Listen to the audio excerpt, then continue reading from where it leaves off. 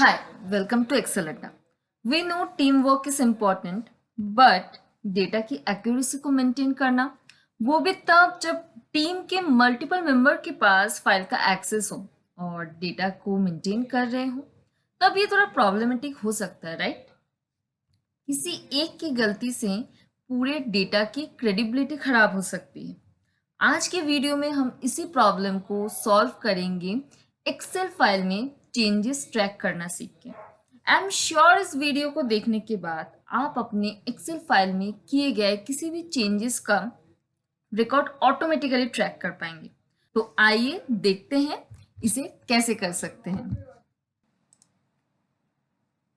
So as a example हमारे पास student के admission record के डेटा हैं जिसमें कैटेगरी दिया हुआ है कि स्टूडेंट ने किस कैटेगरी में एडमिशन लिया हुआ है, उसका ज्वाइनिंग डेट, स्टूडेंट के नेम। अब कैटेगरी में कौन सा स्पेसिफिक सब्जेक्ट में एडमिशन किया गया है, वो सब्जेक्ट, कौन से स्टैंडर्ड के स्टूडेंट हैं और इस सब्जेक्ट के लिए कितना अमाउंट पे करना पड़ रहा है, पे टर्म क्या है, मंथली है कि फुल पेमेंट है। उसके बाद पे मोड कि कैश पेमेंट हो रहा है या कोई भी इलेक्ट्रॉनिक हो गया, गूगल पे हो गया, कुछ भी इलेक्ट्रॉनिक पे मोड है तो उसका पे मोड का स्टेटस यहाँ पे दिया हुआ है। पास मार्क्स दिया हुआ है कि एग्ज़ाम में उनको लास्ट मतलब कितना परसेंटेज में पास किया हुआ है। उसके बाद एवरेज क्लैरिटी ऑन सब्जेक्ट, मतलब जिस सब्जेक्ट में स्टूडेंट एडमिशन ले रहे हैं उसमें उसका एवरेज क्लैरिटी कितना है, ये डिटेल्स यहाँ पे दिया हुआ है। अब यहाँ पे साइंस के भी स्टूडेंट के डेटा हैं, कॉमर्स के भी स्टूडेंट के डेटा हैं एंड आर्ट्स के भी स्टूडेंट के डेटा हैं। तो किसी के भी थ्रू बाय मिस्टेक यहाँ पे कुछ भी चेंजेस हो सकता है, तो हमें वो चेंजेस ट्रैक करना है। उसके लिए यहाँ पे एक रिकॉर्ड शीट है जिसमें प्रीवियस वैल्यू मतलब कौन सा डेटा चेंज हो रहा है, उसके बाद चेंज वैल्यू, ये वैल्यू चेंज होके क्या वैल्यू बैठाया गया है वो डेटा। उसके बाद लोकेशन, कौन से सेल का डेटा चेंज हुआ है। यहाँ पे डेट टाइम मतलब कौन से डेट को किस टाइम पे चेंज हुआ है एंड किसके थ्रू चेंज किया हुआ है वो यूजर नेम यहाँ पे आ जाएगा। अब मैं आपको एक बार इसको करके दिखाती हूँ कि कैसे होगा। तो यहाँ पे देखिए B50 सेल में डेट दिया हुआ है। ओके, हम लोग इस डेट को चेंज करते हैं। डेट है 20/05/2021। तो मैं इसको कर देती हूँ 22/05/2021। ओके, बाहर क्लिक कर देते हैं, रिकॉर्ड वाली शीट में जाते हैं। देखिए 25/2021 चेंज हुआ है, ये प्रीवियस वैल्यू था। 22/5/2021 ये चेंज वैल्यू है, चेंज करके हमने ये वैल्यू बैठाया है। लोकेशन B50, कौन सा डेट, आज का डेट है and time 12:02 and user name Dell. यहाँ पे यूजर नेम डेल इसलिए आ रहा है क्योंकि मेरा यूजर नेम है डेल। अब हम लोग अगर यहाँ पे कोई न्यू एंट्री करते हैं तो उसका डेटा नहीं आएगा, मैं वो भी आपको करके दिखा दी हूँ। यहाँ पे मैं आर्ट्स लिखती हूँ। ओके, उसके बाद डेट देती हूँ 15 जुलाई 2021 और यहाँ पे कोई भी नाम बैठाती हूँ।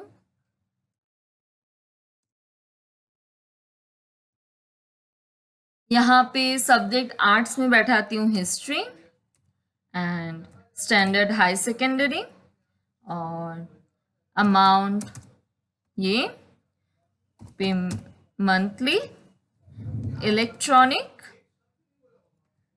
और यहाँ पे परसेंटेज देते हैं 70% एंड यहाँ पे 60%।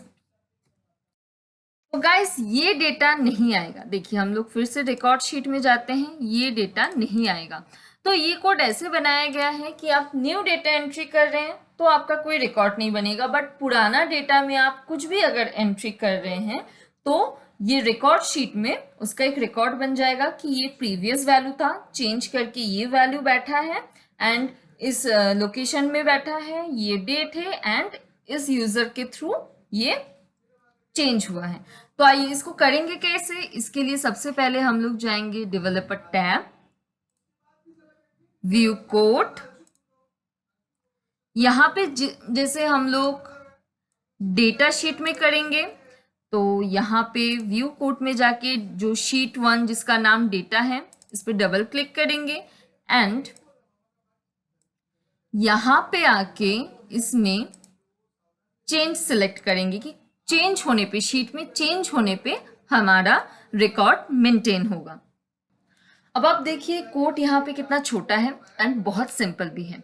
तो क्या करना है हमें सबसे पहले यहाँ पे दो ठो डिक्लेरेशन करना है। First dim previous value as string, value cell as string. ये प्रीवियस वैल्यू क्या करेगा, आप जहां पे भी सिलेक्शन कर रहे हैं वहां का मतलब क्या सिलेक्शन करें, उस सिलेक्शन का वैल्यू क्या है वो लेगा। एंड वैल्यू सेल क्या है कि वो जहां पे आप सिलेक्शन कर रहे हैं उस सेल का एड्रेस क्या है। तो हमें सबसे पहले क्या करना है, हम लोग रिकॉर्ड वाले शीट में देखे थे कि यहाँ पे एक है प्रीवियस वैल्यू और एक है लोकेशन। मतलब हम लोग ले रहे हैं कि कौन सा वैल्यू चेंज हो रहा है एंड कौन से लोकेशन से चेंज हो रहा है। तो यहाँ पे हम लोग व्यू कोड में आएंगे। इस मतलब ये डेटा स्टोर करने के लिए हम लोग क्या करेंगे, ये डेटा स्टोर करने के लिए वर्कशीट से हम लोग चूज करेंगे सिलेक्शन चेंज। देखिए यहाँ पे आपको एक मिलता है चेंज जिसके ऊपर ये हमारा पूरा काम किया हुआ है, और एक सिलेक्शन चेंज। सिलेक्शन चेंज में हम लोग सबसे पहले लिखेंगे कि ऑन एरर रिज्यूम नेक्स्ट, उसके बाद previous value equals to target dot value. Target मतलब हो रहा है कि जहां पे भी हम लोग सिलेक्शन कर रहे हैं वो वैल्यू। तो हम लोग जैसे नॉर्मल कोडिंग में लिख रहे हैं कि सिलेक्शन डॉट वैल्यू, यहाँ पे वैसे लिखेंगे टारगेट डॉट वैल्यू। मतलब हमारा जो सिलेक्शन हो रहा है, हम लोग जहां पे भी एक बार माउस को क्लिक कर रहे हैं वो जो टारगेट बन रहा है टारगेट डॉट वैल्यू। और वैल्यू सेल इक्वल्स टू होगा टारगेट डॉट एड्रेस। मतलब जहां पे भी हमारा एक बार क्लिक हो रहा है उस लोकेशन का नाम, B1, B2, A1, A2, उस सेल का एड्रेस वो स्टोर हो जाएगा इस दोनों में। मतलब जहां जितना बार भी हमारा सिलेक्शन होगा वहां का वैल्यू क्या है और उस सिलेक्शन का एड्रेस क्या है वो हमारा यहाँ पे स्टोर हो जाएगा। उसके लिए हम लोग क्या लेंगे, उसके लिए हम लोग आएंगे शीट में और शीट में चूज करेंगे selection change. Okay, then end sub. उसके बाद हम लोग आएंगे, आके सिलेक्ट करेंगे चेंज, जो कि मैंने आपको पहले कहा था चेंज। अब चेंज में हम लोग क्या लिखेंगे, ऑन एरर रिज्यूम नेक्स्ट। उसके बाद application dot enable event equals to false. हम लोग जब भी चेंज इवेंट के ऊपर काम करते हैं तो हम लोग फर्स्ट लिखते हैं application dot enable events equals to false.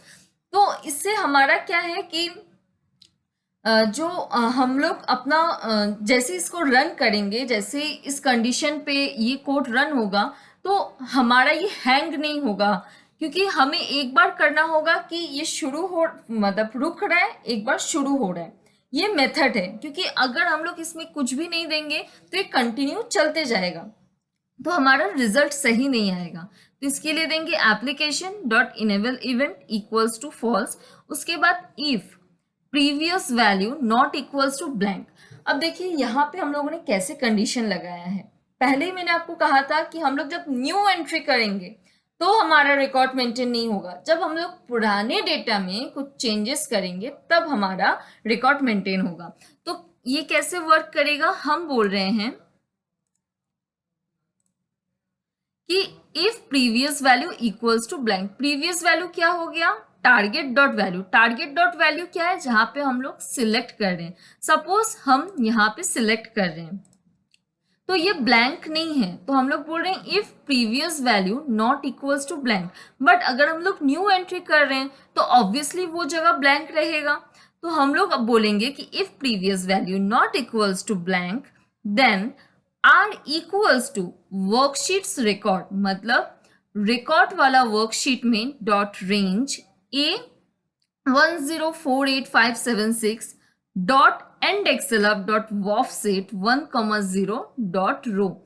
Are में क्या स्टोर होगा, हमारा रिकॉर्ड शीट में हम लोग जब कहीं पे भी, वहां पे मैंने सबसे लास्ट वाला जो हमारा सेल होता है, लास्ट वाला जो हमारा रो में जो सेल होता है वहां पे कंट्रोल शिफ्ट एरो, करने से जो हमें लास्ट रो मिलेगा, इसी चीज का कोड है ये कि रिकॉर्ड शीट में इस सेल में जाके डॉट एंड एक्सेल अप, मतलब सीधा कंट्रोल शिफ्ट अप करने से जो हमारा रो मिलेगा उसके बाद, मतलब जो सेल मिलेगा उसके बाद ऑफसेट 1,0, मतलब उसके एक्सेल नीचे का जो रो नंबर है वो आर में स्टोर हो जाए।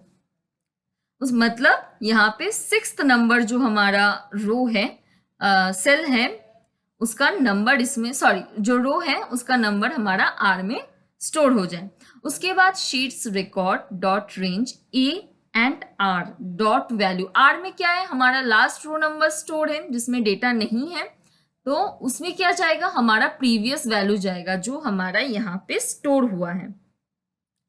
उसके बाद आएगा worksheet record dot range B comma R dot value equals to target dot value. Next में क्या होगा, प्रीवियस वैल्यू मिल गया हमारा ए कॉलम में, जो लास्ट हमारा सेल है जिसमें डेटा नहीं है। अब उसके बाद हम लोग जाएंगे बी वाले कॉलम में। बी वाले कॉलम में उसी रो में हम लोग लिखेंगे कि टारगेट डॉट वैल्यू, मतलब क्या वैल्यू था और क्या वैल्यू चेंज हुआ है। उसके बाद worksheet record dot range C and R dot value equals to क्या होगा, आर में हमारा क्या है, लास्ट रो नंबर स्टोर है, तो इसीलिए हम लोग एक एक कॉलम में जा रहे हैं और लास्ट रो नंबर बैठा दे रहे हैं। तो सी वाला कॉलम में क्या स्टोर होगा, वैल्यू सेल, मतलब कौन से लोकेशन में कौन सा सेल एड्रेस में हमारा ये चेंजेस हुआ है। और उसके बाद उसके नेक्स्ट जो सेल होगा, मतलब डी कॉलम में जो नेक्स्ट सेल होगा उसमें क्या रहेगा, नाउ, मतलब अभी का डेट एंड टाइम। एंड उसके बाद हम लोग यूज करेंगे इन्वायरन फंक्शन। इन्वायरन एक बहुत यूजफुल फंक्शन है। ये क्या करता है, ये आपके इंटरनल डेटा आपके सामने प्रेजेंट करता है। तो यहाँ पे हम लोग इन्वायरन के अंदर क्या दिए, यूजर नेम, मतलब जिस भी कंप्यूटर या लैपटॉप में ये फंक्शन रन होगा इन्वायरन ब्रैकेट में यूजर नेम, वो उस लैपटॉप या कंप्यूटर का यूजर नेम आपके सामने प्रेजेंट करेगा। जैसे यहाँ पे मेरा ऑटोमेटिकली डेल आ रहा है, वैसे ही आपका जो भी यूजर नेम होगा वो उस सेल में आ जाएगा। तो हम लोग ई कॉलम में, ई एंड आर सेल में इन्वायरन यूजर नेम, ताकि जो भी यूजर के थ्रू ये चेंज हो रहा है वो यूजर नेम यहाँ पे आ जाए। Then end if application dot enable events equals to true, पहले हम लोग फॉल्स कर दिए थे, रोक दिए थे, देन हम लोग ट्रू कर दिए, उसके बाद एंड सब।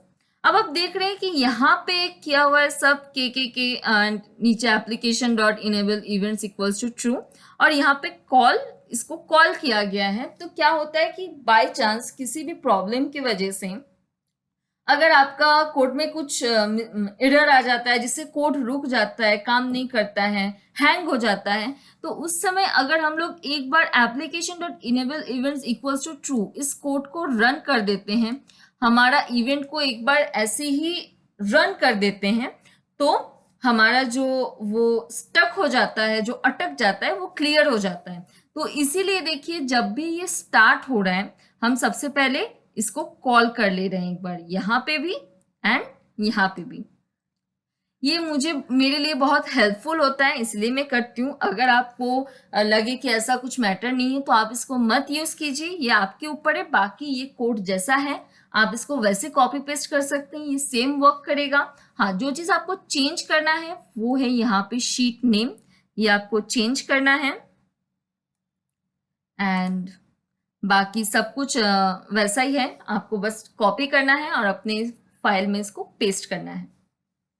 सो आई होप गाइस आपको ये टॉपिक अच्छा लगा हो। नीचे डिस्क्रिप्शन में दिए गए लिंक से आप इस फाइल को डाउनलोड कर सकते हैं। Stay tuned, keep watching.